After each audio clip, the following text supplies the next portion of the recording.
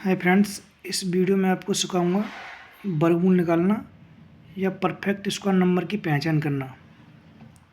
ठीक है, देखिए इसमें आपको 1 से 30 तक के वर्ग याद होने चाहिए। आपको समझाने के लिए मैंने 1 से लेकर 9 तक पहले से लिख रखे हैं ताकि वीडियो लंबी ना हो। ये मैंने लिख लिए है। देखिए इसमें आपको एक चीज़ याद करनी पड़ेगी, जैसे 1, 4, 5, 6 और 9। देखो 1 जो आपका एक 1 पे मिलेगा और एक 9 पर मिलता है। 4 आपका 2 पर मिलेगा और एक 8 पर मिलता है। 5 5 पर ही मिलेगा और 6 4 पर मिलता है और 6 पर मिलेगा। और ये आपको 9 3 पर मिलेगा और 7 पर मिलेगा। ठीक है, देखिए परफेक्ट स्क्वायर नंबर की पहचान ये होती है, जैसे किसी संख्या का आपको पहचानना है कि कौन सी परफेक्ट है, कौन सी नॉन परफेक्ट स्क्वायर नंबर है। तो यदि इन पांचों में से कोई सा भी लास्ट वाला अंक आ जाए तो वो संख्या परफेक्ट स्क्वायर होने के चांस होते हैं। देखो जैसे कि आपको निकालना है 68 89। ये आपको देखना है ये परफेक्ट स्क्वायर नंबर है या नहीं, या इसका वर्गमूल क्या होगा या स्क्वायर रूट क्या होगा। देखिए 9 है, 9। अब ये 9 किस पर मिल रहा है? 9 आपको 3 पर और 7 पर मिल रहा है। किस पर मिल रहा है? 3 पर और 7 पर मिल रहा है 9। तो आप यहाँ 3 यहाँ लिखेंगे और 7 आप यहाँ पर लिखेंगे। ठीक है, थोड़ी देर के लिए इन दोनों नंबरों को भूल जाइए कि इसमें ये है ही नहीं। अब ये कितना बचा? 68। अब आपको ये देखना है कि 68 किन दो संख्याओं के स्क्वायर के बीच में पड़ रहा है। 68 किन दो संख्याओं के स्क्वायर के बीच में पड़ रहा है। देखिए यहाँ पर आइए, 68 8 का स्क्वायर कितना है? 64 और 9 का स्क्वायर कितना है? 81। तो 68 जो है वो 8 का स्क्वायर 9 के स्क्वायर के इन दो संख्याओं के बीच में पड़ रहा है, यानी 8 और 9 के स्क्वायर के बीच में पड़ रहा है 68। कितना पड़ रहा है? 8 और 9 संख्याओं के बीच में पड़ रहा है, सभी स्क्वायर में पड़ रहा है। अब इसमें सबसे छोटी वाली संख्या कौन सी है? 8। जैसे देखो 8 का स्क्वायर कितना है? 64 और 9 का स्क्वायर कितना है? 81। यानी जो 68 है 64 और 81 के बीच में पड़ रहा है और उन 8 और 9 की संख्याओं के स्क्वायर के बीच में पड़ रहा है।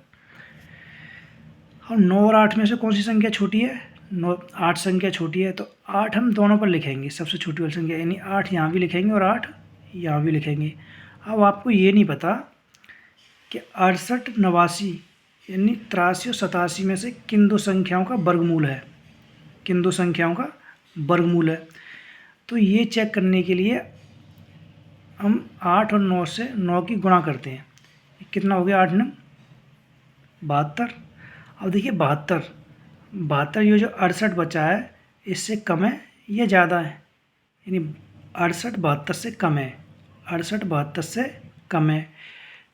68 72 से कम है, तो इन दोनों में से 68 89 ये 83 का वर्ग होगा। इन दोनों में से कम वाली संख्या कौन सी है? 83। तो 83 का वर्ग होगा, 83 का वर्गमूल होगा। कितना होगा? 83 का वर्गमूल होगा। यदि 72 से ये वाली संख्या ज़्यादा होती यहाँ वाली, ये दो नंबर ज़्यादा होते तो ज़्यादा वाली संख्या आती, कम है तो कम वाली संख्या आई है। ठीक है, इसी तरह से निकालते हैं। देखिए अब दूसरा लीजिए। दूसरा लिया हमने, जैसे दूसरा लिया 15876। अब देखिए लास्ट में कौन सा अंक आया है? 6 आया है। 6 कहाँ मिल रहा है आपको? 6 मिल रहा है 4 पर और 6 पर। तो यहाँ पर लिखेंगे हम 4 और यहाँ लिखेंगे 6। यानी इस स्क्वायर निकालना है तो 2 डिजिट को भूल जाओ, इन 2 डिजिट को भूल जाओ। अब ये देखो 158 किन 2 संख्याओं के स्क्वायर के बीच में पड़ता है, यानी 158 किन 2 संख्याओं के स्क्वायर के बीच में पड़ता है। यानी आप देखो तो जैसे 12 का स्क्वायर कितना होता है 144, और 13 का स्क्वायर कितना होता है यानी 169। तो 144 और 169 के बीच में पड़ रहा है 158, यानी 12 और 13 इन 2 संख्याओं के स्क्वायर के बीच में पड़ रहा है 158। तो इन दोनों में से छोटी वाली संख्या कौन सी है 12। तो 12 आप यहाँ लिखो, दोनों पर लिख दो छोटी वाली संख्या 12, ठीक है 12 पर लिख दिया, यहाँ लिख दिया। अब देखो इसमें अब तुमको पता नहीं है कि 124 का वर्गमूल है या 126 का वर्गमूल है 15876। तो आप 12 और 13 की गुणा करके देखिए, जैसे पिछले सवाल में देखा है 12 और 13 की गुणा की है आपने, तो यानी 12 3 36, 12 कम 12 और 5 कितना होगा 156, कितना आ गया 156। अब ये देखो कितना आया 156 आया है, 156 आया है। अब देखो 156 से ज़्यादा है या कम है, 156 से ज़्यादा है या कम है, यानी 156 से ज़्यादा है।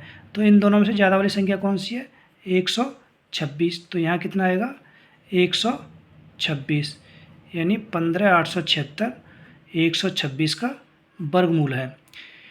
इस तरह से आप कोई सी भी संख्या हो उसका वर्गमूल आसानी से निकाल सकते हैं, लेकिन आपको इसमें 1 से 30 तक के वर्गमूल याद होने चाहिए।